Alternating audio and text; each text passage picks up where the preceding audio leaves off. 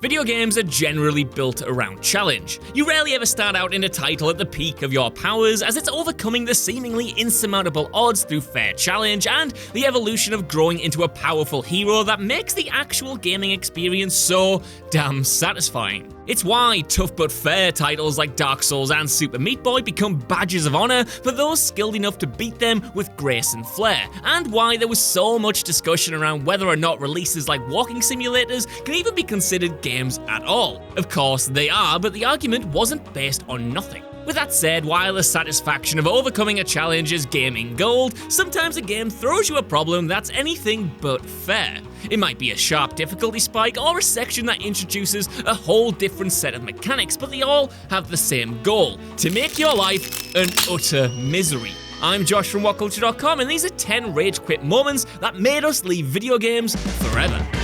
Number 10. The first fist fight. Kingdom Come: Deliverance.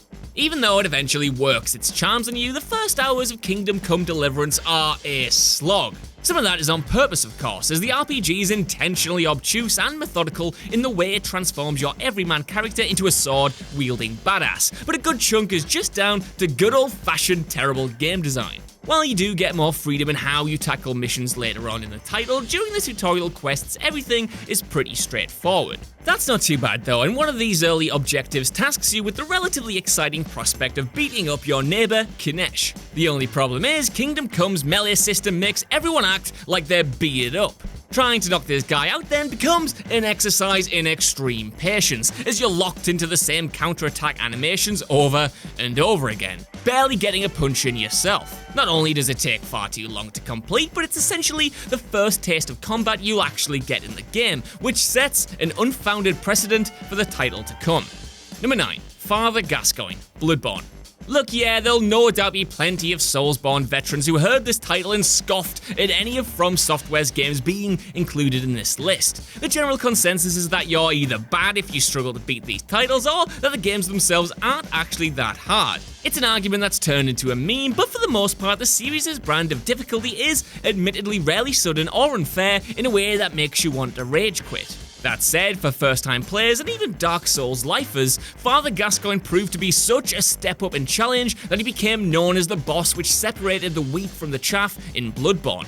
The Hunter forced you to be more agile than you ever were in the Souls games and adapt to the faster gameplay. The old tricks just didn't work, and you had to engage with the new title's different set of mechanics if you didn't want him to have your dinner.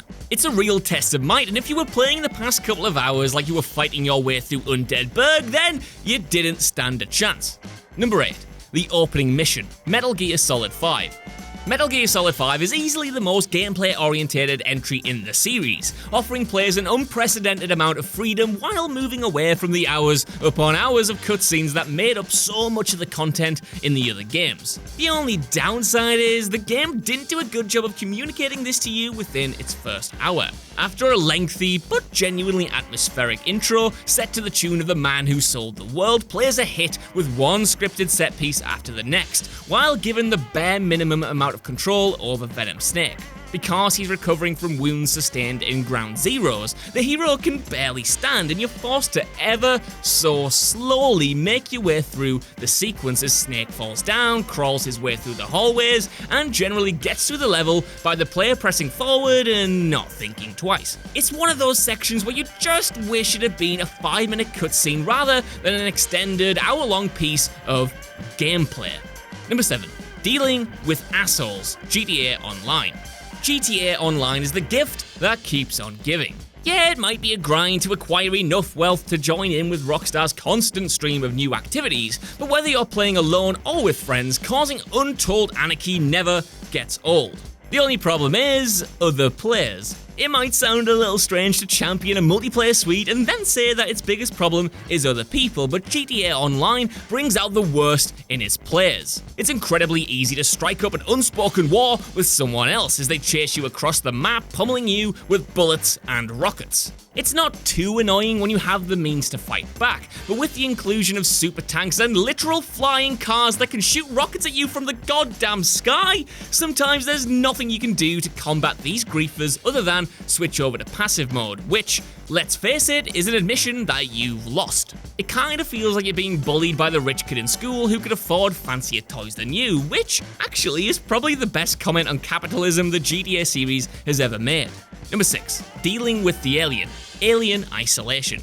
Alien Isolation is a stunning game, an incredibly faithful adaptation of Ridley Scott's original sci-fi horror that title-swapped the action focus the franchise was previously known for in favour of a claustrophobic game of cat and mouse against a single xenomorph. Even better, said monster is one of the most sophisticated predators in all of gaming, built around an intensely complex AI system that actually gives it 2 different brains, so that players can predict its movements enough to get through levels, but for there also to be an element of unpredictability that means you never get to feel safe. Sadly though, the Xeno is a bit too good at his job. He will find you and he will kill you, like, a lot. To the point where it kind of becomes more frustrating than it is scary. While his appearance in the first few hours inspires total dread, the alien kind of becomes an annoyance later on. There's only so many game over screens you can take before you just peace out on the whole experience entirely. Number 5. Being hit with a last-minute winner, Rocket League. It should never be underestimated just how much Rocket League's success came by surprise. Seemingly appearing out of nowhere, the little indie that could proceeded to take over the multiplayer world with its easy-to-learn but difficult-to-master brand of vehicular football. Yes, that's football, not soccer, primed with a stellar set of mechanics deep enough to mold players who could pull off feats of athleticism that your can barely hit a backflip mates could only dream of pulling off. Still, it doesn't matter how skilled you are, everyone revels in the same joy of winning a match, or even better, scoring the winning goal. But while Rocket League can give so much joy with one hand, it can immediately take it all away with another. Because yeah, while being on the giving end of that last-minute winner can feel incredible, being on the receiving end can feel worse than death. Especially if you're in a tightly contested match that goes into overtime, there's nothing worse than being powerless as your team is obliterated by incoming cars and the opposition pulls off an impossible shot that you've no chance of stopping. Number 4. The Military Camp, Hotline Miami 2. Hotline Miami is undoubtedly a difficult game, but it tries its best to keep the frustrating factor to a minimum.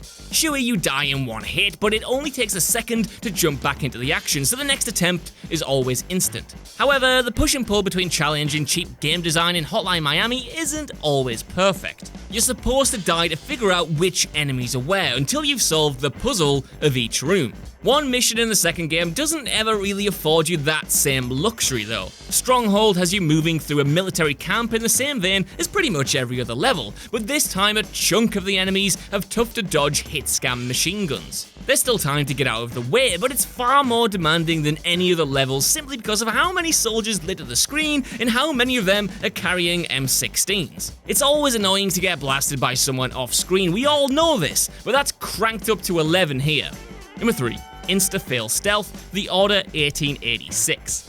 There is potentially nothing in video games as unnecessarily frustrating as forced stealth missions. Having to slowly follow NPCs without being seen or being suddenly restricted from using weapons to sneak around dumb enemies whose AI is very clearly not programmed for this kind of play can make for the worst parts of otherwise stellar experiences. Some developers though, those who just want to see the world burn, like to go one step further with the torture and make it so that being seen by even a single enemy forces a restart. Franchises like Assassin's Creed have relied on this structure plenty over the years, but the worst example of it might actually be the dreadful The Order 1886, whose stealth segments probably only made it to the final product because the game would have been about, 2 hours without them. Mechanically speaking, sneaking up on guards to pull off stealth kills felt far clunkier than it needed to be, while the guiding hand of the scripting sucked out any freedom or actual fun the segments could have held. Or, and make even one mistake and you're instantly dead, sent right back to the start of the mission. Fun, fun, fun. Number 2. Protecting Natalia, GoldenEye. It's not exactly cutting-edge video game commentary to rag on escort missions. There's a reason why this kind of quest is all but being scrubbed from the modern gaming landscape. It's so difficult to get right without making players think they're babysitting characters who think putting their face to the front of an enemy's gun barrel is the best way to keep out of danger.